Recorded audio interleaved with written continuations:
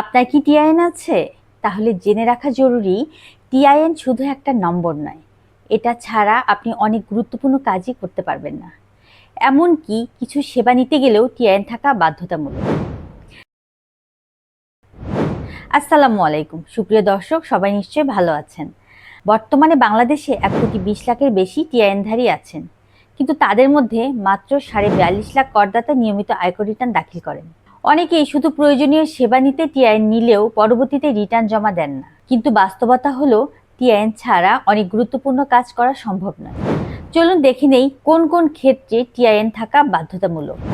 প্রথমত, চাকরিজীবীদের ক্ষেত্রে সরকারি বা বেসরকারি প্রতিষ্ঠানে নির্দিষ্ট পর্যায়ে কর্মকর্তা কর্মচারীদের জন্য টিআইএন প্রয়োজন। দ্বিতীয়ত, ব্যবসায়ীদের জন্য ট্রেড লাইসেন্স নেওয়া বা নবায়ন করতে টিআইএন থাকা বাধ্যতামূলক। তৃতীয়ত, জমি বা ফ্ল্যাটের মালিকদের ক্ষেত্রে নির্দিষ্ট এলাকার সম্পদ নিবন্ধনের জন্য টিআইএন প্রয়োজন হয়। চতুর্থত, গাড়ি মালিকদের জন্য গাড়ির রেজিস্ট্রেশন ও ফিটনেস নবায়নের ক্ষেত্রে টিআইএন বাধ্যতামূলক। পঞ্চমত, পেশাজীবীদের ক্ষেত্রে ডাক্তার, আইনজীবী, প্রকৌশলী, চার্টার অ্যাকাউন্টেন্ট সহ বিভিন্ন পেশার সনদ নিতে টিআইএন লাগে।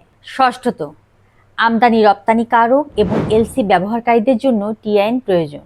সপ্তমত, সরকারি বা স্থানীয় সরকার প্রতিষ্ঠানের দরপত্রে অংশ নিতে টিআইএন বাধ্যতামূলক। অষ্টমত, ক্রেডিট কার্ড নিতে টিআইএন থাকা প্রয়োজন। নবমত, অভিজাত ক্লাবের সদস্য হতে বা কিছু নির্দিষ্ট শিক্ষা ও সেবার অংশ নিতে টিআইএন দরকার হয়। দশমত, বিভিন্ন ছোট বড় ব্যবসা যেমন mobile recharge, agency, catering, event management বা নিরাপত্তা সেবা পরিচালনার জন্য টিআইএন লাগে। এছাড়া আরও অনেক সেবা যেমন ব্যাংক ঋণ, লাইসেন্স, পেশাজীবী সংগঠনের সদস্যপদ, এমনকি নির্বাচনে প্রার্থী হতে হলে টিআইএন থাকা বাধ্যতামূলক। তাই টিআইএন শুধু একটা নাম্বার নয়, এটি আপনার আর্থিক ও পেশাগত জীবনে একটি গুরুত্বপূর্ণ পরিচয়। আর এমন গুরুত্বপূর্ণ কর তথ্য সহজ ভাষায় জানতে ফলো করুন ট্যাক্স টক উইথ মাহাজেবিন। দেখা হচ্ছে নতুন কোনো ভিডিওতে।